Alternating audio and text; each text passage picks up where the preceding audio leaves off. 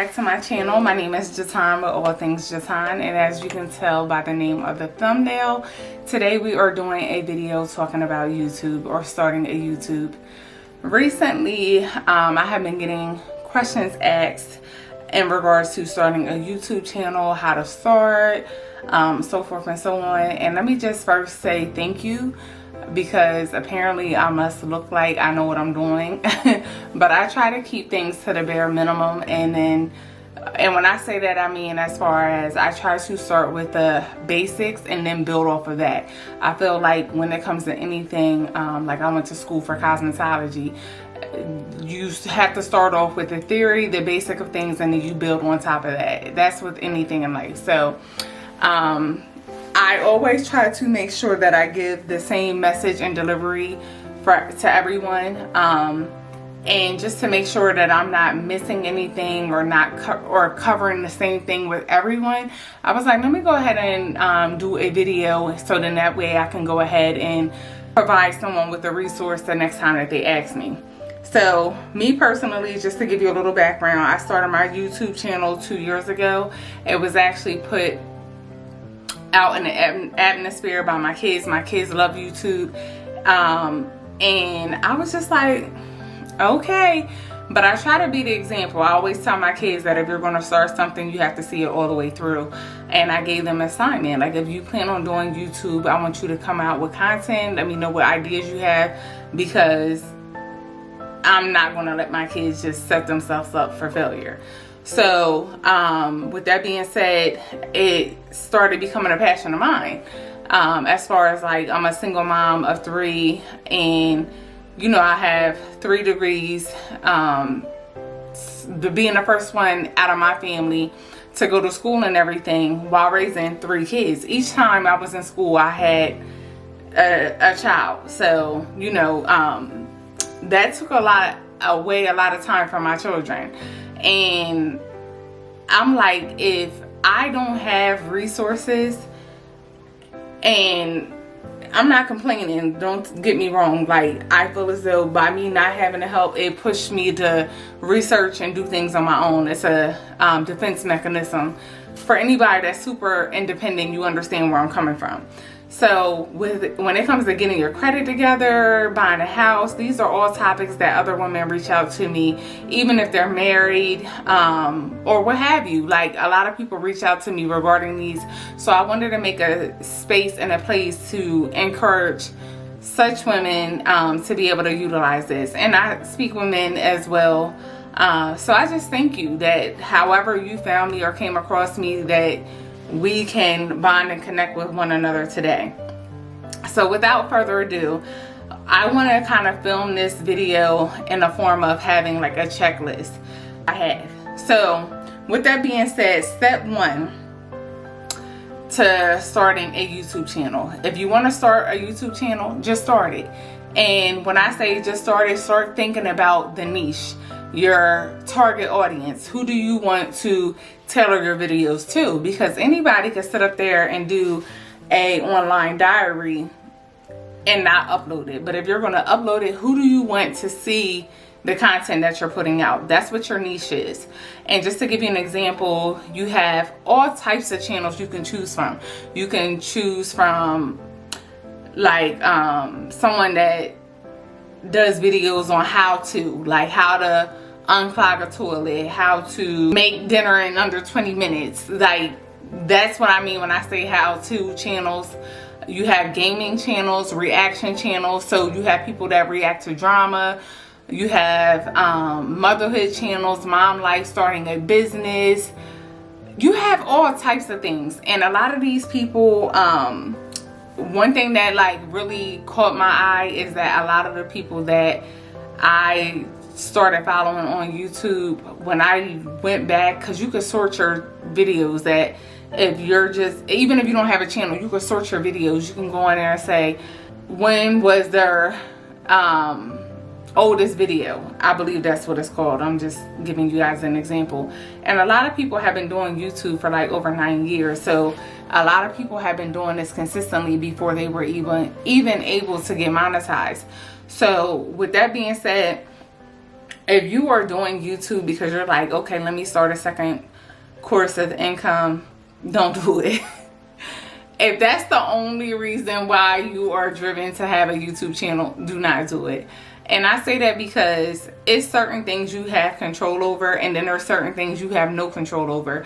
A couple months ago, I was saying, you know, my goal was to have 8,000 subscribers and 4,000 watch minutes, because I don't know why. Like, I just started saying, you know, it's time consuming to update. It's, you know, it's a lot of work that goes into doing a YouTube channel, but the more you do it, the better you get at it. I just wanted to be compensated for my time. Like, nothing is free. However, I have no control over that. All I have control over is how often I'm filming, how often I'm uploading, how often I'm promoting. Those are all the things that I have control over. But I can't go to everybody that has a YouTube account and force them to watch my videos.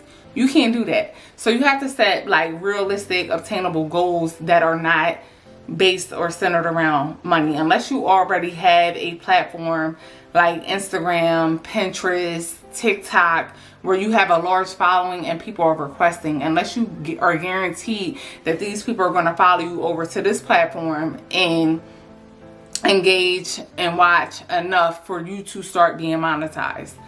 So for me, what I did is I downloaded an app called YouTube Hub, Hub Buddy or whatever. And then, let me see, because I could tell you guys, y'all know I like to be actual and factual. YouTube Studio. I have a Google account and I set my account up, like you can link it from there. So you want to think of your name. It's going to ask you, or it's very self-explanatory. So I use the YouTube Studio to do my descriptions, to schedule out my videos. So what you can do is pick a day that you're going to film. You don't have to just film one video a day. You can have like a planner that tells you, today I'm going to do a cook with me video. Today I'm going to do a mukbang. Today I'm going to do a reaction video.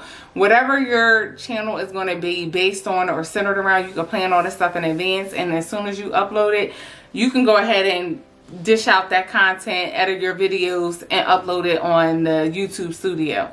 The YouTube Studio is also going to give you your analytics. It's going to tell you when someone has subscribed to your channel. It's going to tell you any comments you have, things of that nature. Like, it's definitely something that you have to have. I also have something called Hub Buddy. Let me make sure that that is right. And I'm a TubeBuddy, and I'm going to link all of these things down in the description box below.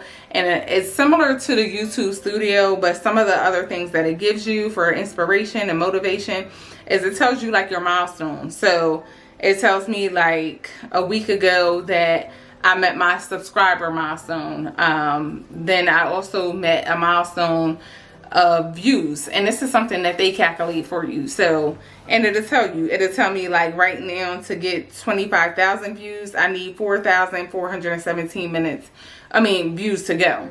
Now, it might sound intimidating, but if you think about it, if you push out a video every day, and I'm not saying you have to, because I definitely do not do that, but if you push out a video every day and the videos are at least 15 minutes, these are adding towards your video count as well as your watch minutes. So by the end of the year, it won't be anything for you to get to 4,000 watch minutes if that's what you're doing.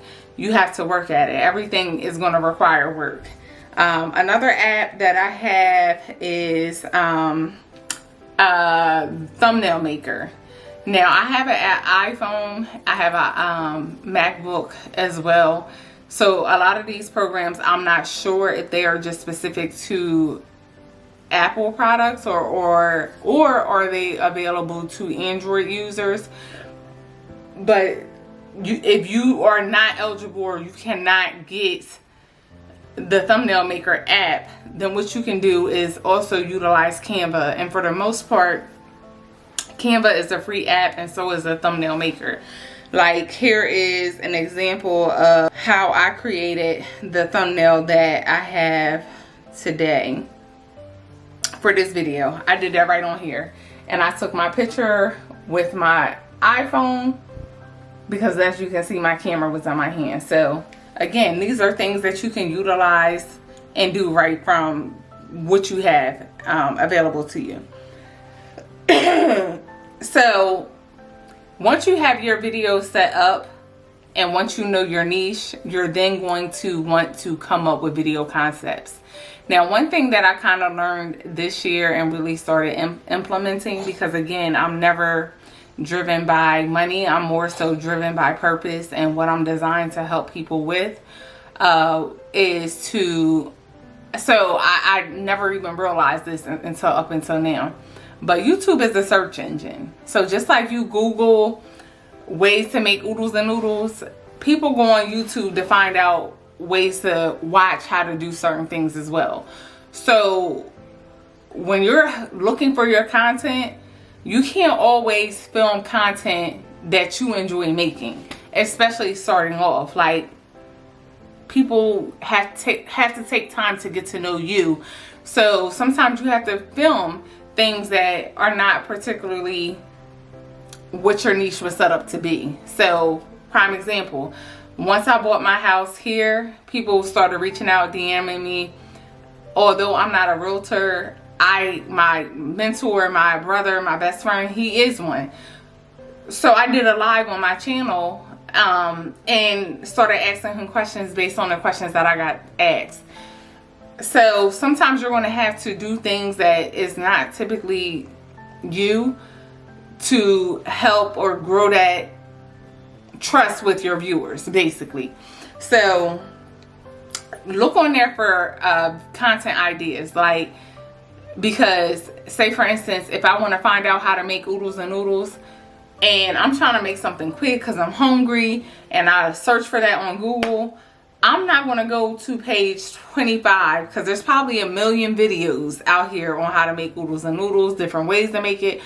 I'm not trying to go to page 25. I'm not trying to watch the longest video. I'm trying to find the shortest video on the first page that comes up that's the most appealing to me.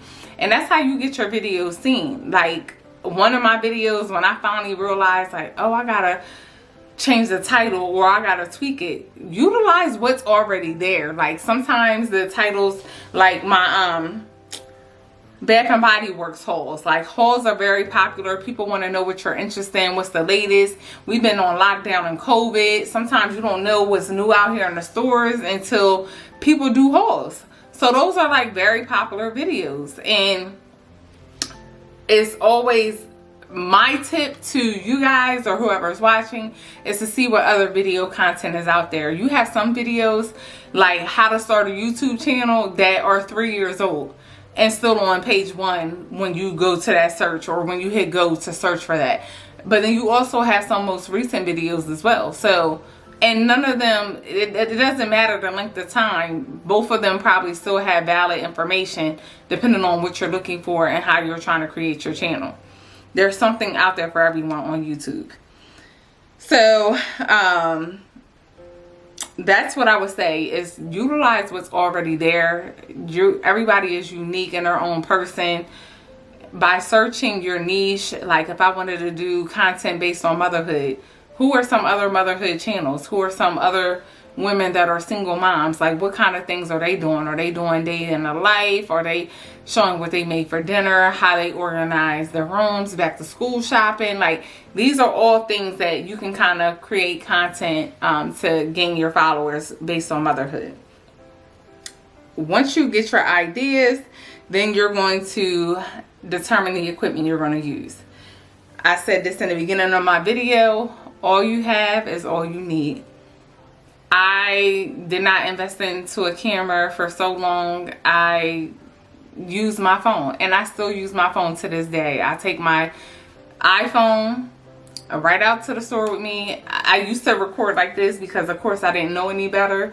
But when you record like this, it cuts out your video. Like, and in order to zoom in, it's going to make you like appear like really close. Like, the settings of recording this way work better for like if you're doing TikTok or IG reel or something like that, not so much for like YouTube. Now, in order to do like a YouTube video, you want to make sure that you're recording like this so that everything is fitting into the screen once you go to edit. A lot of my other equipment is just based on like my editing. So I edit from my MacBook. I used to edit from my iPad, and it's a personal preference, like depending on the storage and everything. The only reason why I stopped editing on my iPad was because I kept getting messages about me having to delete things, and we're so digital now, like people are not going to Walgreens or whatever to get pictures developed unless they're doing like a collage wall. But for the most part, everybody has things stored on their computers. That was annoying to me that I would have to delete certain things in order to upload a video. So edited videos from my iPhone. I use like an app in the beginning called InShot. I still use InShot to edit like my TikToks and everything. So still prevalent to today. Now I have gotten to finally being able to use Final Cut Pro. To be honest with y'all, after 2 years, I just started using it, and I had the free trial since May. I didn't actively start editing on Final Cut Pro and probably until last month. There is, if you go to apple.com and you type in Final Cut Pro, you can usually download like a free trial to try it out. But use these free apps just to get familiar with how to edit, how to split different clips that you don't plan on using, how to add music, how to do voiceovers. Just try to work on the free things before you start investing your money onto it, because it can get discouraging when you're not getting the results that you want. So before spending money, try the free things. Like, watch them, play them back. Don't just upload things, because you can miss things at the end of the day and people are going to catch it, and it's nothing to feel ashamed of or feel bad about. But if you want to be on your A game, it's certain things that you're going to naturally know to look for when you're editing and uploading your videos. So one thing I like about InShot is it'll allow you to add like different logos. Like if I wanted to sit up there and put my name and say I'm just Han and my Instagram is such and such, it's like different logos and everything. And I feel like it's a free app, but there are certain packages that you can purchase to be able to get like different stickers and everything for your channel. So, and they're usually like $2.99. It's not expensive.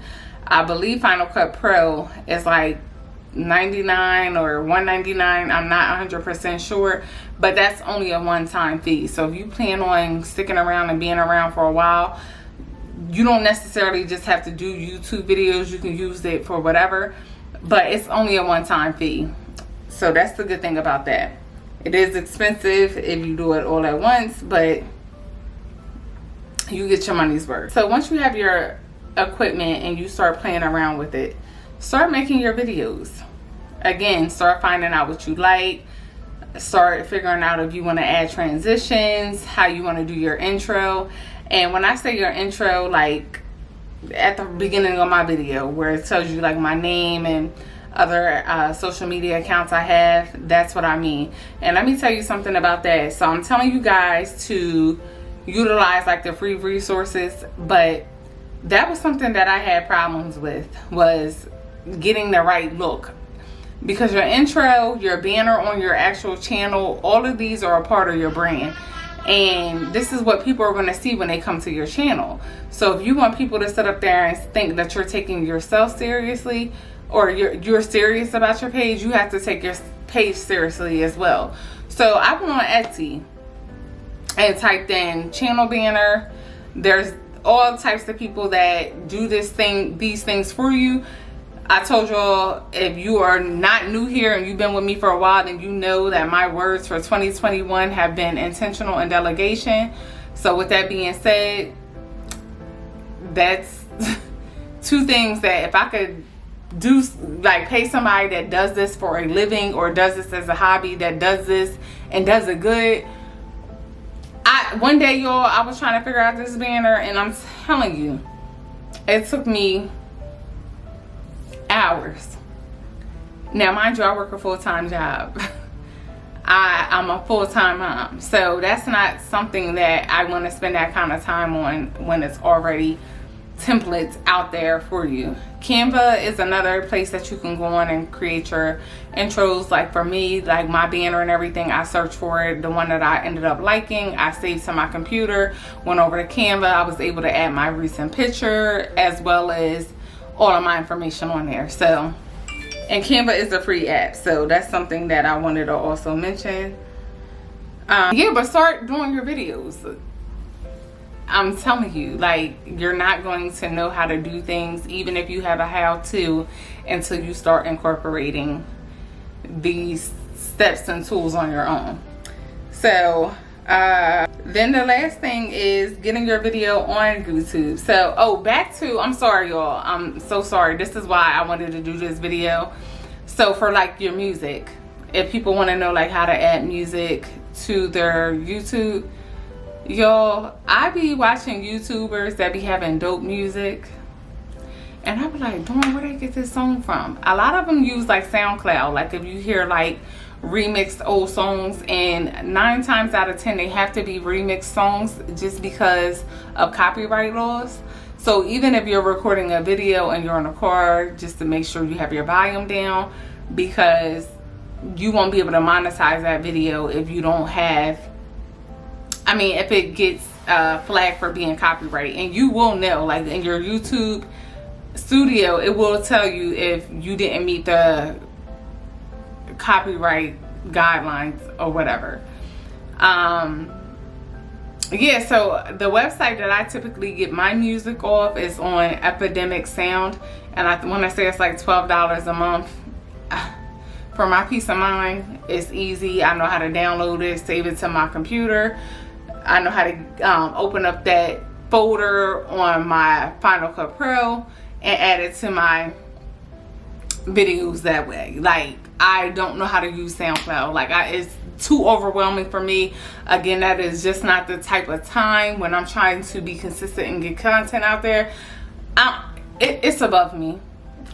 I'm just being all the way honest. If somebody's in the comments and has, or if you're somebody watching this and you know an easy way, leave me a comment down below. I'm willing to learn, but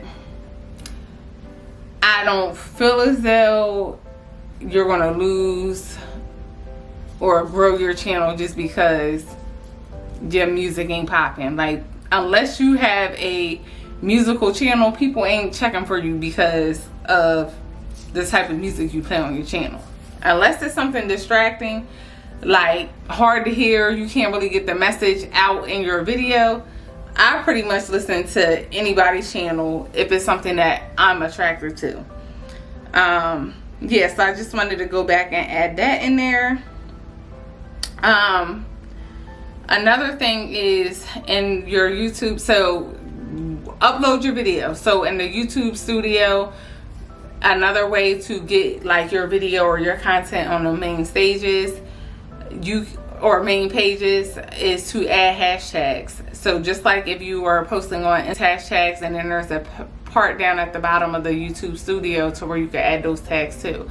And let me just tell you, the YouTube studio is going to be your best friend. Just because you upload a video, you can control who sees it. You can say that you want to make it available to the public. You want to hide the video to like where nobody sees it, and this to give you time that if you go back and watch it, you can go ahead and make your corrections that you need to make. So for right now, I feel like I covered everything. I hope I covered everything. If I think of anything additional while I'm editing this video, I will make sure I go ahead and link it. I also watched a couple YouTube videos that helped me learn the basics of editing on Final Cut Pro, so I will make sure that I link that as well. I feel as though, I can't remember the girl's name off the top of my head, but I feel like she did a great job introducing how to use the transitions, how to add like different labels as far as like the descriptions, her name. It looked very professional for the content that she was producing.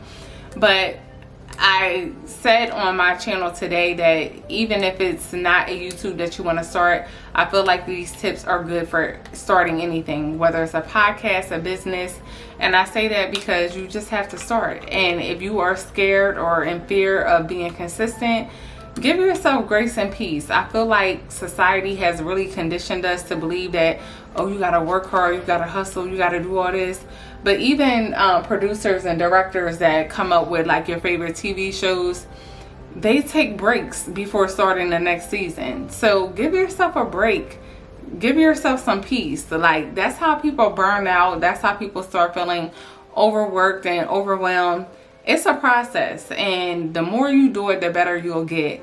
So thank you for watching this. If this is something that you would like to see or have a part 2, leave me some comments down below. Leave me some questions down below. Make sure you follow me over at Instagram. I do, and your post notifications are on everything because I'm super active on Instagram and on TikTok. So I will see you all on the next video. Thank you for watching.